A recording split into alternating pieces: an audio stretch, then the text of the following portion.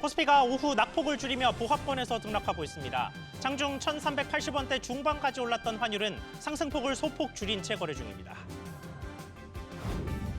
이번 주 서울 아파트값이 6년 9개월 만에 가장 큰 폭으로 뛰었습니다. 특히 성동구는 2013년 이후 12년여 만에 가장 큰 폭의 상승세를 기록했습니다. 카카오페이가 커피를 반값으로 할인하는 이벤트에 나섰다가 첫날부터 대규모 먹통 사태를 맞았습니다. 특히 2중, 3중으로 출금된 사례까지 속출했습니다. 자녀가 2명 있는 가구 중 부모가 맞벌이를 하는 가구의 비중이 지난해 역대 최고치를 기록했습니다. 다만 전체 맞벌이 가구 수 자체는 1년 전보다 소폭 감소했습니다.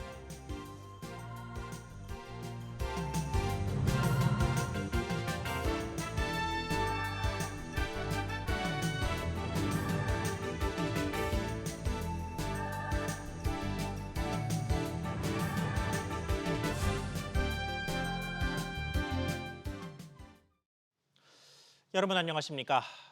3,000포인트를 눈앞에 두고 있는 코스피가 며칠째 3,000선 눈앞에서 움직이면서 오늘도 숨고르기 장세를 보이고 있습니다.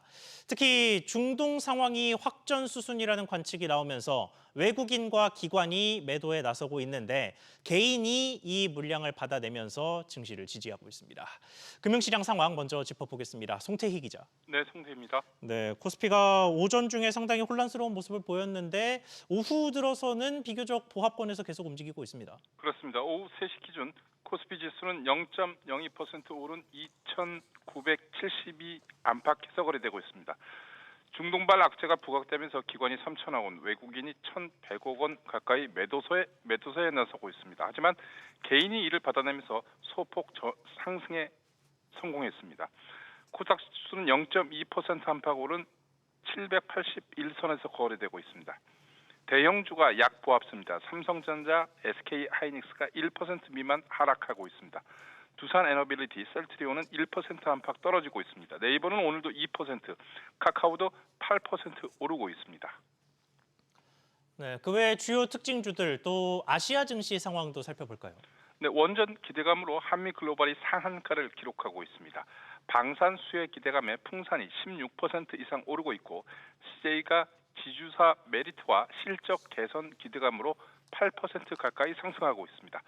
인보사 상업화 기대감에 코오롱 티슈젠이 급등하고 있습니다. 아시아 증시는 대체적으로 하락세입니다.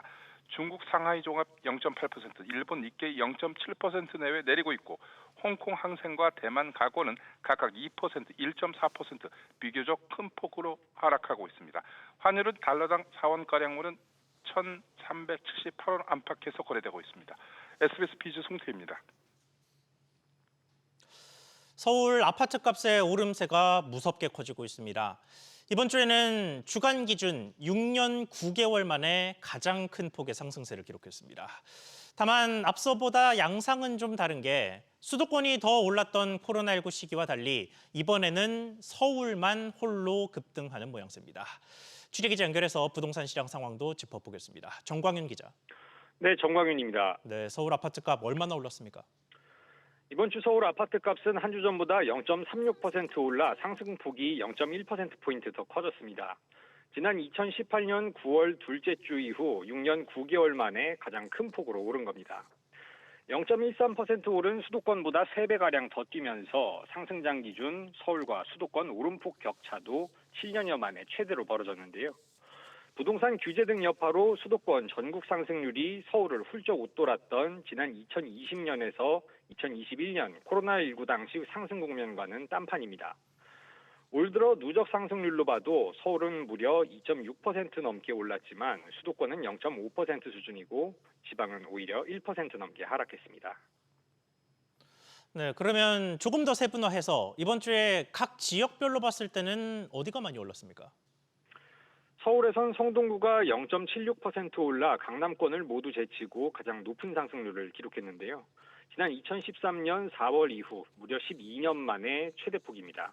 함께 마영성으로 묶이는 마포도 통계집계 이래 최고 상승률을 보였고 용산과 서초, 강남의 강동까지 상승폭이 크게 확대됐습니다. 또 동작, 양천, 광진구 상승세도 두드러졌는데요. 일부는 지난 2018년 이후 가장 큰 폭으로 올랐습니다. 수도권에선 성남 분당 상승률이 0.6%로 7년여 만에 최대폭으로 뛰었고 과천도 0.48% 올랐습니다. 이와 관련해 한국부동산원은 재건축 추진단지와 대단지 등 선호단지 중심으로 호가가 상승하고 매수 문의가 많아지고 있다며 실거래 측면에서도 상승 거래 사례가 포착되는 등 서울 전체 상승세가 지속되고 있다고 설명했습니다. SBS 비즈 정광윤입니다. 카카오페이가 대규모 할인 이벤트에 나섰다가 그 첫날부터 대규모 오류를 일으켰습니다. 사람이 몰리면서 폭증한 결제를 감당하지 못해 소비자들이 무더기로 허탕을 쳤습니다. 오서영 기자, 오류 발생 상황 자세히 전해주시죠. 네, 카카오페이가 어제 할인 이벤트를 시작한 첫날 점심시간에 이용이 몰리면서 이벤트 결제 오류가 발생했습니다. 오후 12시부터 1시 사이 커피 할인을 위해 매장을 찾은 고객들이 전부 결제 피해를 봤는데요. 카카오페이가 내놓은 굿딜 이벤트 중 하나로 카카오페이 앱을 이용하면 메가커피를 반값에 살 수 있는 할인 혜택으로 어제부터 모레까지 사흘간 한정적으로 연 이벤트였습니다. 다만 정작 행사 첫날 먹통이 되면서 시스템 오류로 쿠폰 결제는 안 된다고 써붙인 매장도 나오는 등 소비자 이용에 각종 불편이 잇따랐습니다. 특히 결제만 되고 상품을 받지 못한 사례나 2중, 3중 출금된 사례들까지 속출했는데요. 카카오페이는 트래픽 급증으로 16분가량 전산장애가 발생했다고 밝혔습니다. 네, 그러면 지금 이게 어제 상황이고 오늘은 문제가 없었습니까? 네, 카카오페이는 내일까지로 계획했던 이벤트를 오늘 조기 종료하기로 했습니다.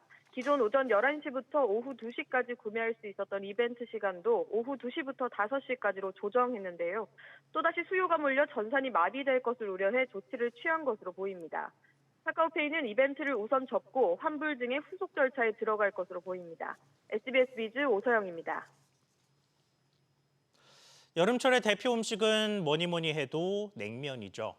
그런데 냉면을 밖에서 사 먹자니 요즘에 가격이 너무 올라서 집에서 냉면 간편식으로 드시는 분들이 많은데 한국소비자원이 대표 제품들을 따져봤더니 당류와 나트륨 함량이 과한가 하면 표기된 함량과 실제가 크게 차이 나는 경우도 있었습니다. 최윤하 기자. 네, 최윤아입니다. 네, 좀 나눠서 보면 우선 냉면의 당분이 높은 편이었죠. 그렇습니다. 특히 비빔장이 있는 비빔냉면이 물냉면보다 당류 함량이 높았습니다. 한국소비자원이 소비자 선호도가 높은 시중냉면 제품 10가지를 조사한 결과 1인분만 먹어도 하루 당류 기준치의 20% 정도를 섭취하는 셈이었습니다. 특히 물냉면보다 비빔냉면의 비빔장에 상대적으로 당분이 많았는데요. 당분이 가장 높은 제품은 CJ제일제당의 함흥 비빔냉면으로 나타났습니다. 당 함량을 실제보다 적게 표기한 제품도 3개 나왔는데요. 풀무원 제품은 표기량보다 실제 당 함량이 5배나 많았고 이마트와 칠감농산 제품도 2배 많았습니다.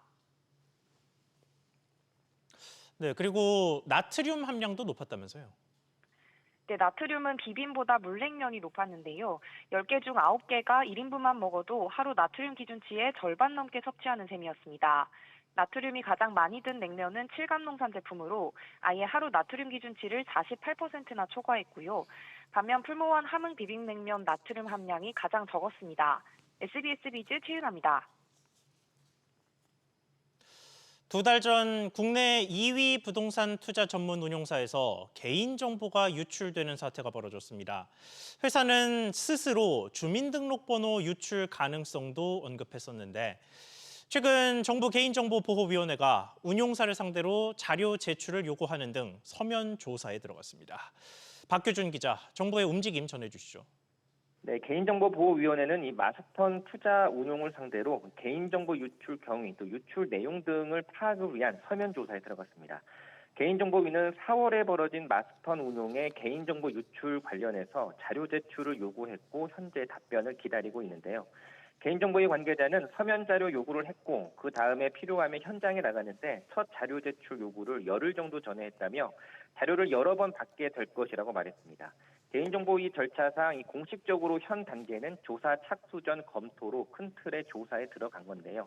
앞서 마스턴 투자운용은 지난 4월 11일 22시경에 서버를 대상으로 한 사이버 공격이 발생했습니다. 네, 그런데 주민등록번호 유출 가능성까지 나온다면서요? 그렇습니다. 회사는 개인정보 유출 사고 안내문을 통해 사이버 공격으로 성명, 연락처, 주소, 또 일부 고객에 한해서 주민등록번호 또는 계좌번호 등 개인정보 일부가 유출된 걸로 추정된다고 했습니다. 직접 민간정보인 주민번호나 이 계좌번호 유출이 추정된다고 한 건데요. 회사 관계자는 개인정보 관련 규정이 있어서 메일도 드리고 전화를 드리기도 하고 통지 의무를 다했다고 설명했습니다. 마스턴 투자운용은 악재가 현재 계속되고 있습니다. 자사 리츠에서 발생한 횡령사고로 최근 국토교통부 검사를 받은 데 이어서 최대주주 사익 추구 행위 혐의 등으로 금융감독원 제재 결과도 기다리고 있습니다. SBS 비즈 박규준입니다. 자녀 둘을 둔 국내 가구 중에서 부부 모두가 일터에 나가는 경우가 역대 최대 비중을 기록했습니다. 또 이른바 주말 부부, 기러기 아빠 등 비동거 맞벌이 비중도 통계 작성 이래 가장 큰 것으로 나타났습니다. 취재기자 연결해서 자세히 알아보겠습니다. 오정인 기자. 네, 오정인입니다. 네, 자녀가 한 명인 맞벌이 가구 수가 여전히 많기는 하겠습니다만 비중이 처음으로 역전됐다고요.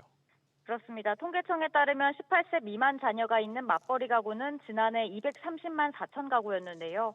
맞벌이 가구 수를 비교해보면 자녀가 한 명인 경우는 115만 7천 가구로 두 명인 경우보다 더 많았습니다.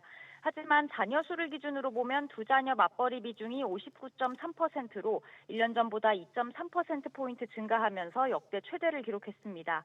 또 맞벌이 가구의 동거 여부를 살펴보면 같이 사는 맞벌이는 1년 전보다 오히려 줄었습니다. 동거 맞벌이는 523만 가구로 1년 전보다 7만 2천 가구 감소한 반면 주말 부부와 같은 비동거 맞벌이 부부는 4만 4천 가구 증가하며 85만 6천 가구로 집계됐습니다.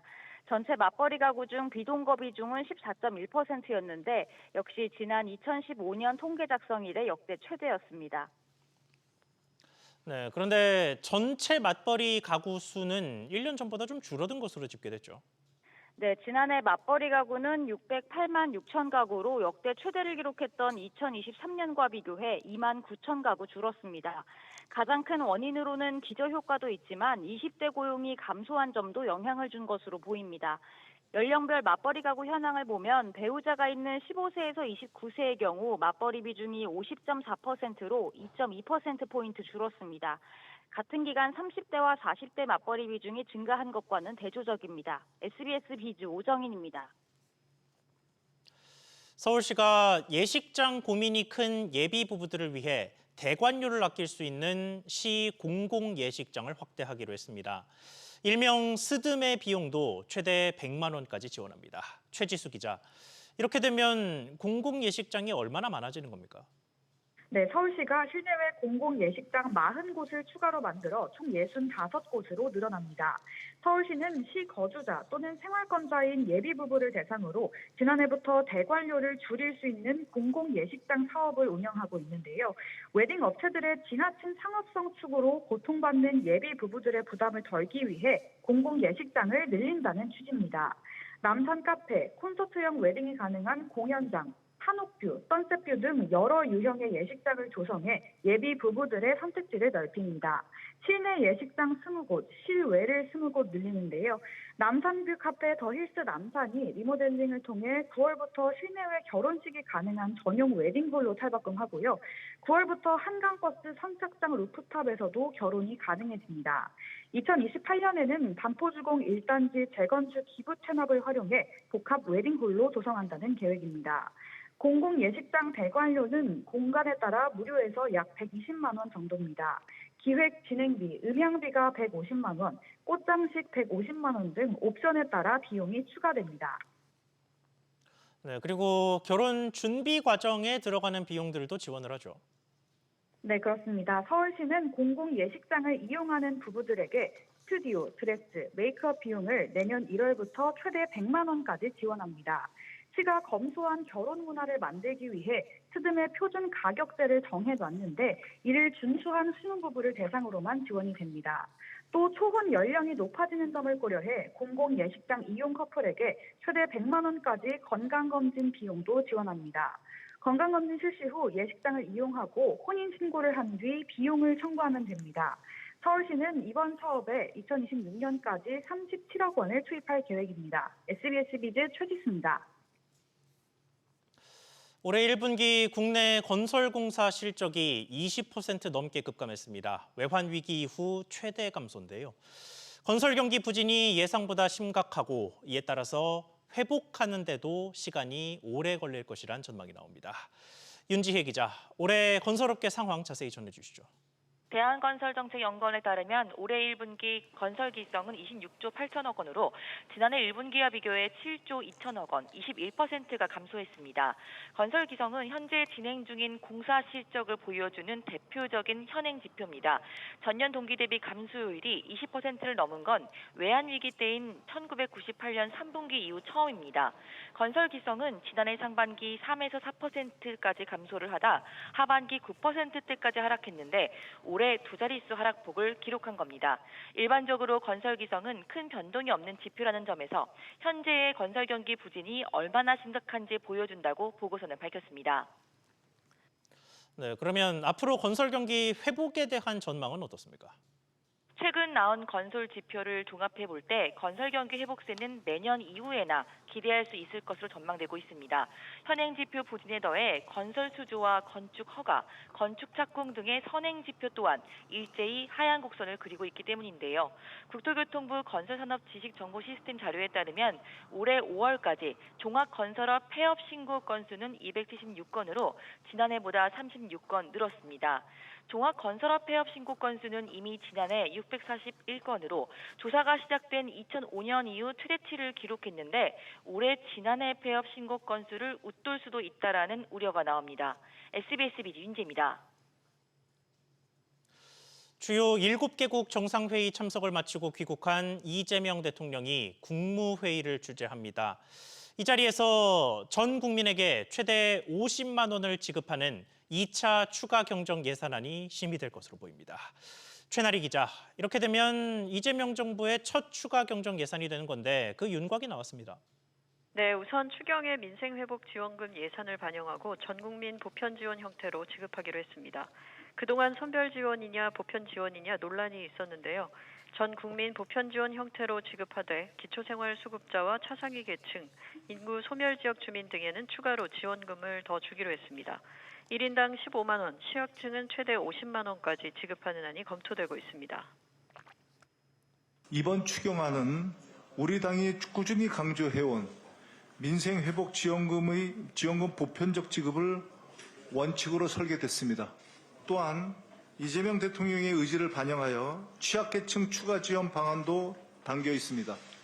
1차 추경에 이어 지역사랑 상품권 지원과 소상공인, 자영업자를 위한 채무조정 예산도 담길 것으로 보입니다. 그러면 추경의 규모는 구체적으로 어느 정도로 예상됩니까? 1, 2차 추경을 합하면 35조 원 정도로 알려졌습니다. 지난달 정부가 13조 8천억 원 규모의 1차 추경을 편성한 바 있어서 이번에는 20조 원 이상이 될 것으로 보입니다. 추경안이 오늘 국무회의에서 의결되고 나면 국회 심사를 받게 됩니다. 문제는 재원 마련과 야당의 협조입니다. 국민의힘은 취지에는 공감한다면서도 국가 채무가 더 늘어날 가능성과 물가 인상 우려를 제기하고 있습니다. SBS 비즈 최나리입니다. 고공행진하는 아파트값과 달리 서울의 빌라 중 상당수가 역전세에 시달리는 것으로 나타났습니다. 부동산 정보 플랫폼 다방이 1에서 5월 기준 올해와 2년 전을 비교한 결과 전체 전세 거래 약 7,500건 중 24.6%가 보증금이 낮아졌습니다. 평균 전세 보증금은 강서구가 2.6% 하락해 가장 큰 폭의 역전세를 기록했고 이어 금천구와 구로구, 강북구 등이 뒤를 이었습니다. 소비자 안전과 관련된 중요 정보를 알리지 않는 행위가 기만적인 표시 광고의 유형 중 하나로 포함됩니다. 공정거래위원회는 관련 심사 지침을 개정해 다음 달 9일까지 행정 예고한다고 밝혔습니다. 심사 지침에는 새로운 유형의 예시로 독성물질 함유 사실을 은폐한 가습기 살균제 사건이 예시로 담겼습니다.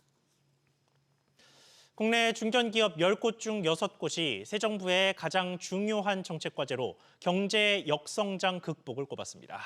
한국중견기업연합회 조사 결과 중견기업 180곳 중 59.3%가 이같이 답했고 이어 저출산 고령화 대응이 15.3%, 무역장벽 해소가 12.7%로 뒤를 이었습니다. 경제산업 분야에서 시급한 과제로는 신성장 동력 발굴과 민생 회복 등이 꼽혔습니다.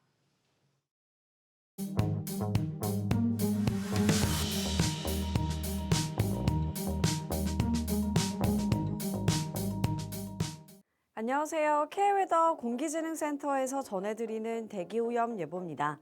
전국 공기질 실황입니다. 대체로 양호한 상태를 보이고 있습니다.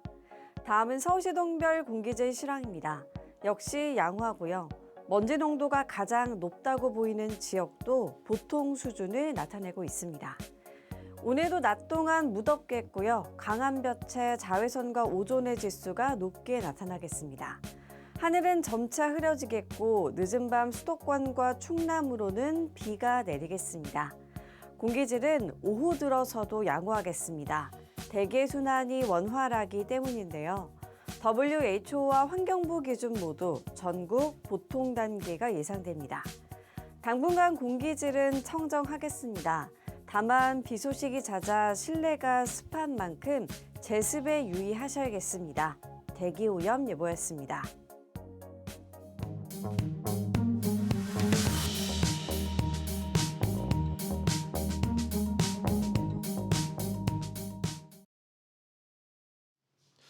정부가 조금 전에 국무회의를 마치고 추경안을 확정했습니다. 자세한 추경 관련 내용은 오후 6시 뉴스에서 자세히 정리해 전해드리겠습니다. 뉴스 마치겠습니다. 시청해주셔서 고맙습니다.